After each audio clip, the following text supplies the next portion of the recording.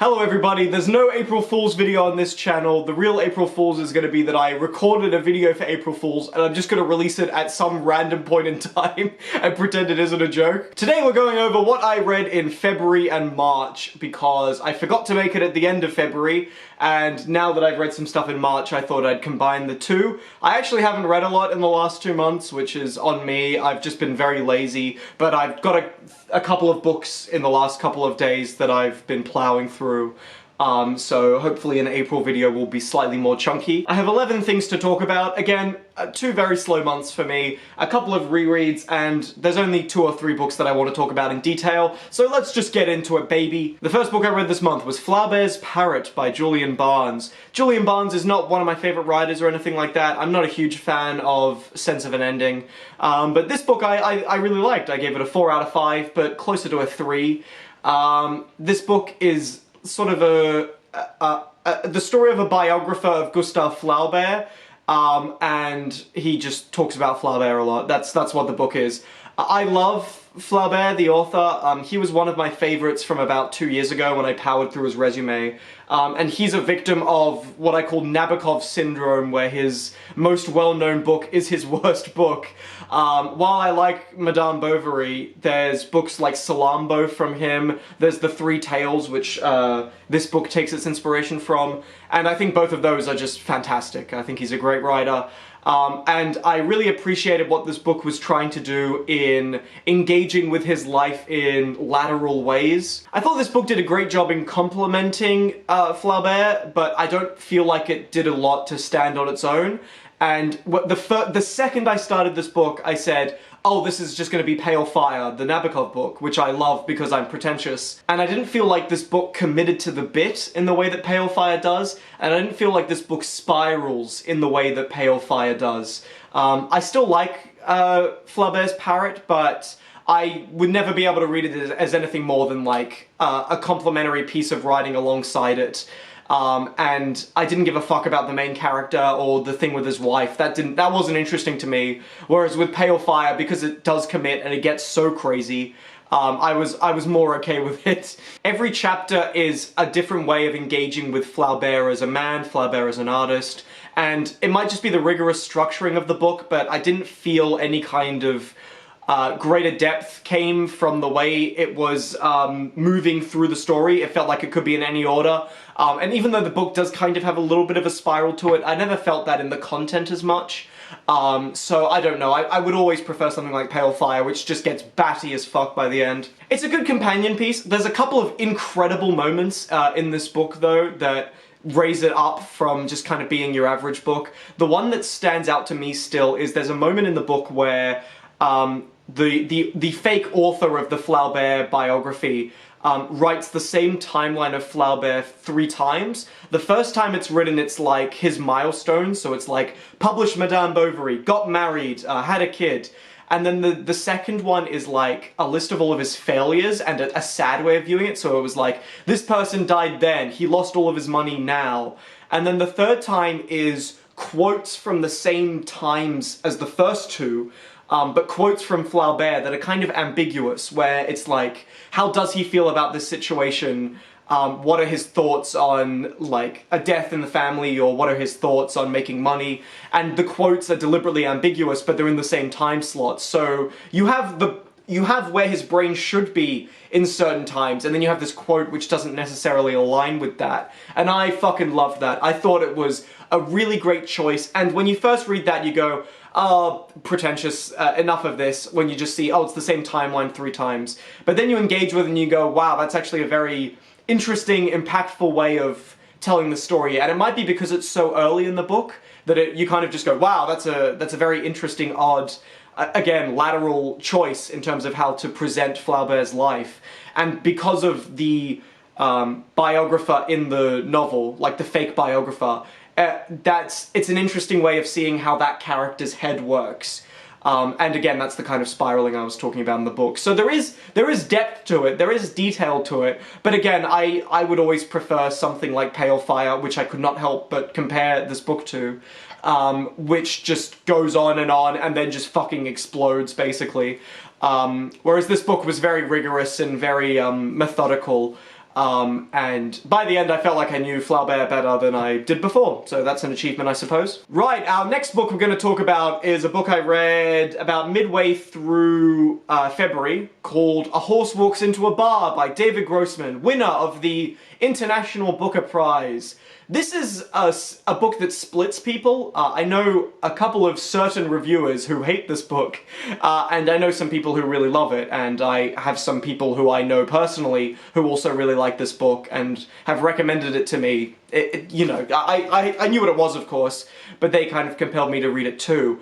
And I really liked it too, but I can see why people don't like it. I only have one major complaint, which is that if this book didn't do any flashbacks at all, if it just stayed in the comedy night and didn't flash back, and you barely saw into the character's head who's watching the show, I would give it a 5 out of 5. If it was just the monologue, I would give it a 5 out of 5. I wanted just the comedy, and then it just deteriorates. I wanted something like that, but the book puts in this framing with a character so you can kind of understand the plot better, and I just wish it didn't even fucking bother. I wish it just committed to the bit.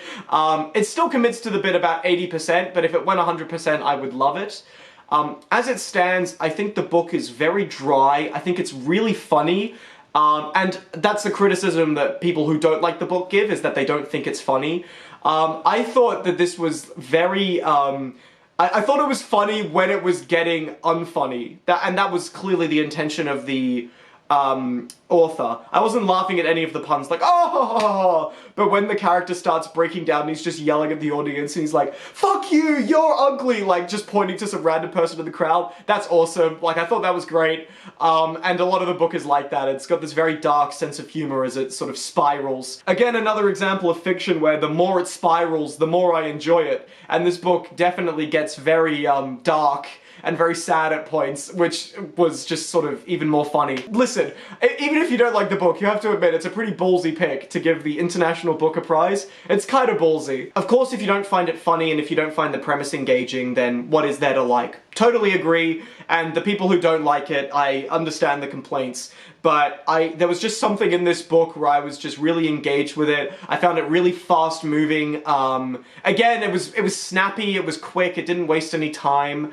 I love the comedian character. I thought the plot itself was interesting enough, although again, it didn't need the flashback framing, it just didn't need it at all. If he was just pointing at that person in the crowd that he's pointing at, and addressing them without us knowing initially who that is, and you find that out as well, I think that would be even better. It might make the book a little bit longer, but I would prefer that, because I would prefer an actual mystery where it starts and you go, oh, the comedian's faltering a little bit, this is odd, and then he really starts to flounder. But with the book, you kind of get a sense that it's going to go wrong in the first, like, 5 or 10 pages, and I just wish it didn't do that. I wish, like, we learnt it as we went. But still, you know, great book. I would recommend it to people too. A short, snappy read, good Booker Prize winner. And yeah, to the people who hate it, you know, fight me. Speaking of me being the only person who likes a book, I reread parts of Ninth Building at the end of February. And by parts of it, I think I reread like half of it. And I raised it to a 5 out of 5. I don't care. I don't care. I love it so much, and it's so fucking dumb, and it's so, like, it's so up its own ass. Short stories about the Cultural Revolution that are actually just about people fucking around and doing nothing, you know? Like, they only mean something when they're put together and when there's a lot of them. I found the ending of this book really great too, where the author dumps all of the shit poetry on you at the end, and that's very similar to the ending of Dr. Zhivago, which I don't necessarily want to spoil, but I love that, because this is about the Cultural Revolution, and because the Cultural Revolution, perhaps in the mind of this author, is about the removal of identity. You have these really dry stories in this really colourless world, where you can't really tell if the narrator is changing, like there's no personality to them, it's just people doing things. And living in this world and telling on each other, and it's written in a very dry, detached style. And then at the end you get all this really colourful, odd, sort of bizarre poetry, and I thought that was like a really powerful way of identifying the narrator or the author as an individual at the end of the book, after he's perhaps gone through all of these things that he has, even though realistically he's gone through nothing. He's just lived in a city and then he's lived in the country, and that's it. And the book kind of deteriorates at the end where you're not really sure how it's going to end, you're not really sure what's happening in the last 20 or 30 pages, and then all of a sudden there's all this fucking poetry at the end, and you go, oh, I get it. It's like, you don't know what the future's going to hold for this character now that the Cultural Revolution has perhaps come to an end a little bit, but you get the sense that he's identifying himself as an individual with these stories and looking back. And I thought that was really powerful, but I can see why people fucking hate this book, because it is dry and it is boring and it waffles on too long. Like, every criticism is something I agree with. So yeah, Ninth Building, if you hate it, you know, worth a reread. Then I read Fourth Wing for a video and, you know, best book ever written, of course. Then I read Yellowface in the span of like 2 hours. I fucking plowed that shit to death. It was absolutely fine. It was totally mediocre. There were a couple of, like, funny moments.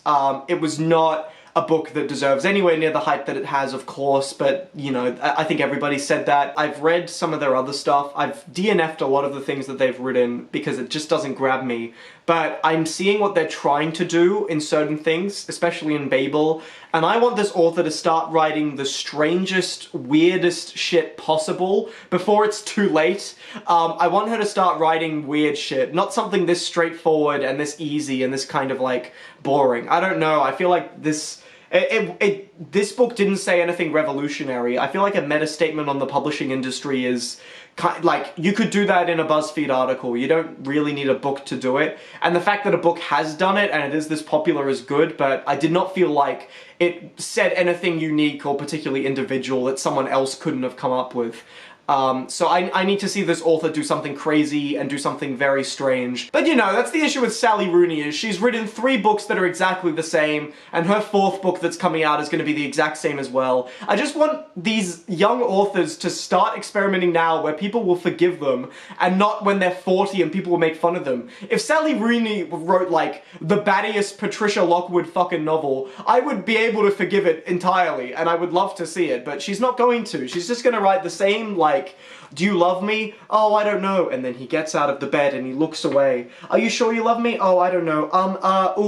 Shut the fuck up. Then I read my first book from the International Booker long list this year, which was Not a River, and I was not a huge fan of it. And I have a review on my channel talking about it, but that was my first one, nice and quick, we checked that box. Then I started reading Meta 210. I'm nearly done with it as of recording this. I've got about 100 pages left. Wow, how close. But I've really liked it so far. I hope it sticks the landing. A little dry, but I've enjoyed my time with it, and I have a lot of notes for a video, so that should be good. I also started reading Undiscovered from the International Booker long list. I'm putting it on the back burner for now. If it gets shortlisted, I'll make a review of it, and it will be one of the more individually mocking videos on my channel. I've been slowly making my way through the Nobel laureates who won for writing poetry. So I've been reading Louise Gluck, as I had in January, over these last 2 months. And I have this big book of Louise Gluck poetry from 1962 to 2020, and I'm dipping from it now. I've read the first 3 collections, so that's, that's Firstborn, the Marshland one, and The Triumph of Achilles, I think. And I'm dipping now. I didn't like The Triumph of Achilles, and I wasn't huge on the Marshland one. I thought that they had the same kind of airy quality to them, but they were sort of saying the same thing. I didn't feel like it was particularly unique, really, and I'm gonna get hate for that, but I was just not... I wasn't as into it as I was with Firstborn. The further into this collection I got, and by extension the further into her career I got, because it's chronological, the more I felt like her poems started to sound the same, and I just wasn't getting anything new from her. I wasn't getting any new framing, despite all of the classical references.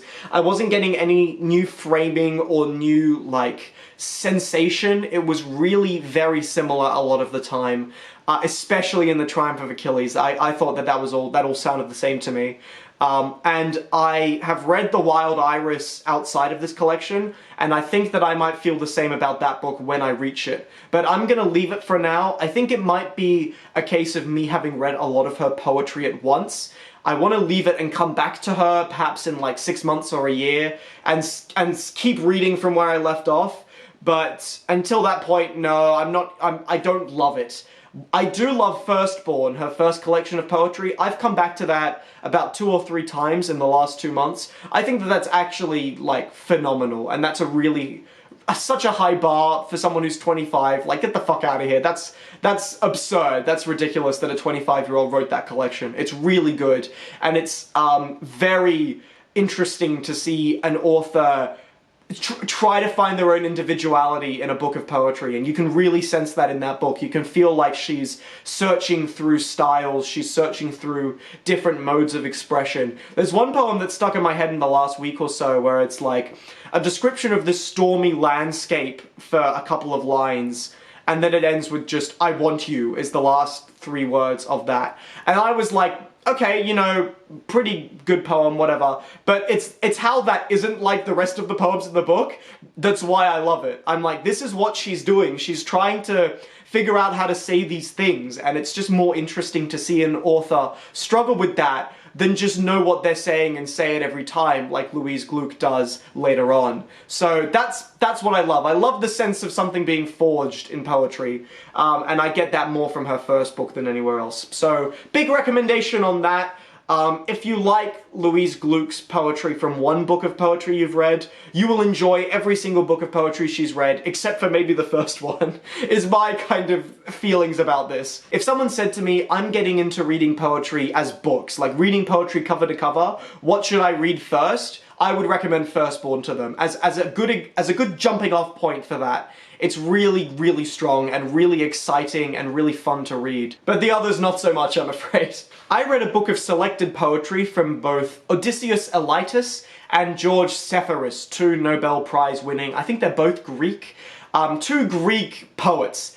And I preferred George to Odysseas. I didn't take very many notes about either of them because I was reading it for pleasure and I totally forgot about recording a review of them when I was reading them, but I preferred George's poetry more. George every now and again did something I really wasn't expecting. He would do something that was just cold as fuck, and I loved that. Odysseus every now and again would say something that made me pause out of my stupor of sort of reading poetry back to back, and he'd write a sentence that would make me go, hold on, that doesn't mean anything, that's bullshit. Here's one sentence that I jotted down. Yeah, beautiful but meaningless. Here's what I jotted down.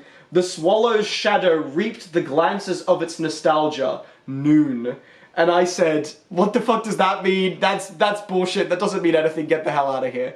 And again, pretty but meaningless writing from Odysseus. I still like the poetry, but I wasn't as huge on his writing, whereas George would experiment a little more. George was clearer, his poetry was more defined and unique. He would say different things, whereas Odysseus really did blend together as I was reading his selected poetry, even though I think he played with form more. George was like a combination of Louise Gluck's individual to universal kind of theme, and Odysseus's really unbridled sort of romanticism. So I preferred George the most out of the 3 that I read this month, the 3 poets that is, but, you know, I'll come back to them eventually. I only read very short snippets of all 3 of them, really, these 2 months, so I'll come back to them. But until then, I'm going to charge forward and keep reading random poetry and see what I think. As of these 2 months, George is the one with the special pesto sauce for me. I have no idea how to rate poetry, I have no idea how to review poetry, this video sucks. Thank you for enjoying my madness as I tried to ramble my way through understanding these books. I wrote very few notes for all of these books in the last 2 months, because I got bored and I got distracted. But this month, April will be the month where I do it, where I commit to reading some like, hardcore shit. This is the month, hopefully, but, you know. Until that point, I'll see you later. The shortlist for the International Booker is coming out in a week, so that means I'll start throwing some reviews up of those books, and I'll see you guys soon, so have a good one.